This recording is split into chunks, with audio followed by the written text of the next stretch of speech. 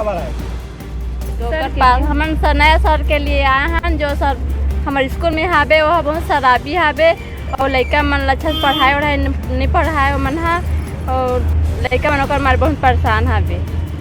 नवा टीचर बड़ा हाँ है? नया टीचर बड़ा हमन। शिकायत करे हो? हाँ का वो नाम? टीचर ला हटाना है हमन ला। टीचर हटाना है? हाँ। नवा टीचर चाहिए? हाँ नया टीचर चाहिए। नाम बताओ।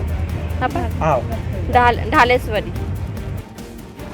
बताएंगे क्या मामला है? मैं राकेश सिन्हा ग्राम लाल बहादुर नगर से आया हूँ। साथ में मेरे साथ पूरे परिजन लोग आए हैं, पालक लोग आए हैं छात्रों के। हमारे ग्राम लाल बहादुर नगर में नवीन प्राथमिक शाला स्कूल है, जहाँ पर 4 माह पूर्व एक शिक्षक का पदस्थापना हुआ था जिसका नाम गणेश राम साहू है, जो कि पूरी तरह से स्कूल में आकर शराब पीकर हो उर्दंग करता है, ड्यूटी नहीं करता है। वह केवल मुश्किल से 4 महीने में 13 दिन स्कूल में उपस्थित रहा, उसमें भी नशे की हालत में रहा है।